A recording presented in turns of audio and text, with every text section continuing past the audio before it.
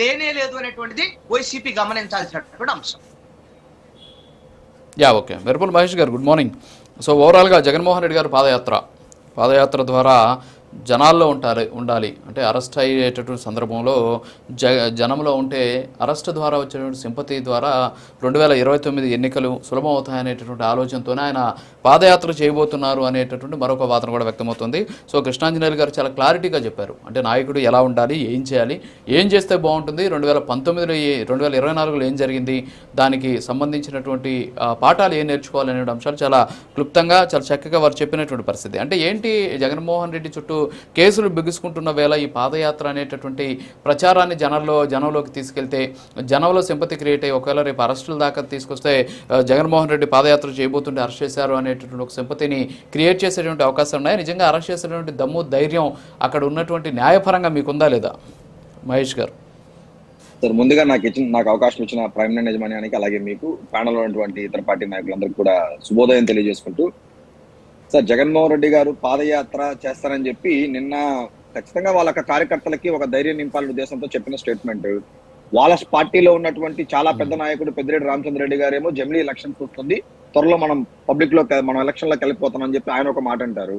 ఈయనేమంటే పాదయాత్ర అంటాడు. అంటే లెక్క ప్రకారం 2026 జమిలీ అనుకుంటే నాకు తెలిసి రేపటి నుంచి జగన్మోహన్ రెడ్డి గారు పాదయాత్ర స్టార్ట్ చేయాల్సి వస్తుంది.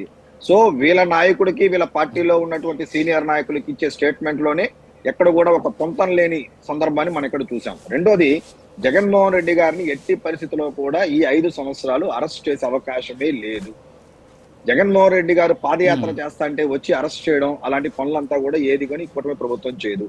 ఎందుకంటే ఎందుకు అరెస్ట్ చేయాలా, ఏ రీజన్స్ తో అరెస్ట్ చేయాలన్నప్పుడు పబ్లిక్ ముందు చాలా విషయాలు ముందు పెడితే తప్ప ఊరికే ఏదో పాదయాత్ర చేస్తున్నారు, దాన్ని చేస్తున్నారు, ఏదో అడ్డుకుంటున్నారు అని చెప్పే దాని మీద అరెస్టులు అయితే మాత్రం ఈ కూటమి ప్రభుత్వం చేస్తుందని అనుకోవట్లేదు. అలా చేసే అవకాశం కూడా లేదు.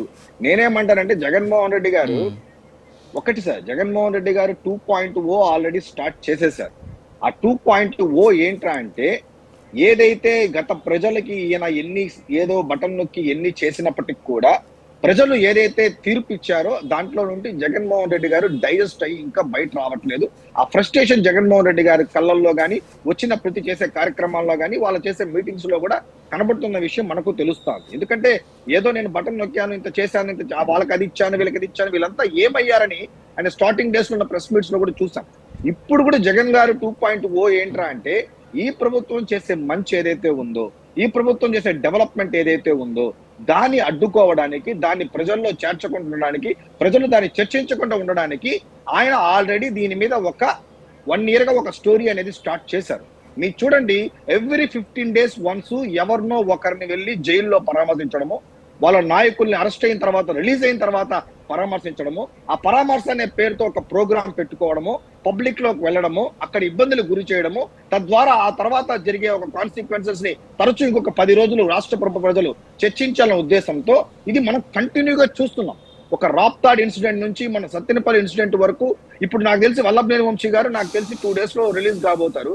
ఆయన తిరిగి ఒకసారి పరామర్శించడానికి వెళ్తారు. అంటే జైల్లో ఉన్నప్పుడు ఒక పరామర్శ, విడుదలైన తర్వాత ఒక పరామర్శ, వాళ్ళ నాయకులు ఎవరన్నా కానీ దొంగ కేసుల మీద అరెస్ట్ అయినట్టయితే వాళ్ళ కోసం ములాఖాత్ కోసం ఒక పరామర్శ, ఇట్లాంటి దాన్ని వెళ్ళేటప్పుడు ప్రజలు కూడా గమనిస్తారు సార్. ఒక నాయకుడు పబ్లిక్ లోకి వచ్చేటప్పుడు, మంది మార్బలం వేసుకొని వచ్చేటప్పుడు ఏ అంశం మీద ప్రజల్లోకి వస్తున్నారు, ప్రజలకు సంబంధించిన సమస్యల గురించి అడ్రస్ చేసేదానికి వస్తున్నారా, ప్రస్తుతం వాళ్ళు ఎదుర్కొంటున్న సమస్యలు లేవనెత్తడానికి పబ్లిక్ లోకి వస్తున్నారా, ఎంతసేపు సొంత కార్యక్రమాలు సొంత పార్టీ నాయకుల్ని కలవడానికి వస్తున్నారా? పోనీ మీరు కలిసే నాయకులు ఎవరన్నా కానీ ఏదన్నా వాళ్ళు చేసిన తప్పులు కానీ, వాళ్ళ మీద పెట్టిన కేసులు కానీ, వాళ్ళ మీద పెట్టినటువంటి సెక్షన్లు కానీ, వాళ్ళు తద్వారా ఆ చుట్టుపక్కల ఉన్న ప్రజలను ఇబ్బందిని పెట్టిన సందర్భాలు కానీ, ఇవన్నీ కూడా అక్కడ ప్రజలు కూడా చర్చించుకుంటా ఉంటారు. మీరు మొన్న మన తెనాలిలో కానీ తీసుకున్నట్టయితే ఎవరినైతే మీరు పరామర్శించారో ఆ చుట్టుపక్కల ప్రాంతం వాళ్ళందరికీ కూడా తెలుసు వాళ్ళ యొక్క కాండక్ట్ ఏంటి అనేసి, వాళ్ళు ఎటువంటి క్యారెక్టర్స్ అని చెప్పి కూడా అందరికీ తెలుసు. సో జగన్మోహన్ రెడ్డి గారు ఎంతసేపు ఒక గంజాయి బ్యాచ్ నో లేకపోతే ఎవరైతే తప్పులు చేసి ఉంటారో వాళ్ళ కోసం పరామర్శించినప్పుడు జనమేమి అంత సింపుల్ గా దాని అంతా వదిలేరు సార్. జనం కూడా చాలా సీరియస్ గా తీసుకుంటారు. కాబట్టి జగన్మోహన్ రెడ్డి గారు నేనేమంటానంటే, మీరు ఇలాంటి పాదయాత్రలు స్టేట్మెంట్స్ ఇవ్వడం వల్ల, లేదంటే అప్పుడప్పుడు మీరు పబ్లిక్ లోకి వచ్చి ఏదో ఒక మీ యొక్క నాయకుల్ని పరామర్శించడం వల్ల నిజంగా మీకైతే మైలేజ్ అయితే రాదు. టు బి ఫ్రాంక్, నేను ఒక జన సైనికుడిగా 40% మంది ప్రజలు జగన్మోహన్ రెడ్డి గారికి ఓట్లేసినారు కాబట్టి, మీరు అవునన్నా కాదన్నా మీరే ప్రతిపక్ష నాయకుడు కాబట్టి 11 సీట్లు మీకు వచ్చింది కాబట్టి మీరు నిజంగా రావాల్సిన ప్లేస్ ఎక్కడరా అంటే మీరు ఖచ్చితంగా అసెంబ్లీకి రావాలా. ఈ రోజు అసెంబ్లీకి గాని జగన్మోహన్ రెడ్డి గారు వచ్చినట్టయితే మామూలుగా సోషల్ మీడియాలో ఒక ట్రెండింగ్ ఉంటుంది సార్. హ్యాష్ ట్యాగ్ తో వేసి ట్రెండ్ వేస్తారు. Jaganmohan Reddy on the way to assembly, Jaganmohan Reddy in assembly, Jaganmohan Reddy voice in assembly అని ఒక 3 సోషల్ ట్రెండింగ్స్ కానీ హ్యాష్ ట్యాగ్ తో ట్రెండింగ్ పడిందంటే నాకు తెలిసి ఓల్డ్ లోనే టాప్ ట్రెండ్ అవుతుంది. నేను కూడా వెయిట్ చేస్తున్నా జగన్మోహన్ రెడ్డి గారు ఎలా అసెంబ్లీకి వచ్చి ఏం మాట్లాడతారు, జగన్మోహన్ రెడ్డి గారు ఈ రోజు వచ్చి 11 మందితో ఆ టీం వేసుకోవచ్చి ఎలా వాళ్ళని సమస్యలు, ప్రజా సమస్యలు ఎలా ప్రస్తావిస్తారని చెప్పి చాలా మంది సంవత్సరం రోజులుగా వెయిట్ చేస్తున్నాం. అది ఎక్కడ కూడా జరగట్లేదు. అంతకంటే మంచి ప్లాట్ఫామ్ జగన్మోహన్ రెడ్డి గారికి దొరకదు.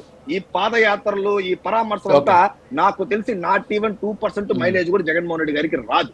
మీరు అసెంబ్లీకి రండి చూద్దాం, ఎందుకంటే వెయిట్ చేస్తున్నారు కదా స్టేట్ అంతా. మీరు రండి వచ్చి మాట్లాడండి అని నేను కూడా అలా రావాలా వచ్చి మాట్లాడినప్పుడే జగన్మోహన్ రెడ్డి గారు చెప్పే విషయాలు కూడా పబ్లిక్ లోకి వెళ్తుంది. అప్పుడే ఆయన నమ్ముతారని తెలియజేసుకుంటున్నారు. ఓకే, నాగమల్లేశ్వర్ గారు good morning madam. So Jaganmohan Reddy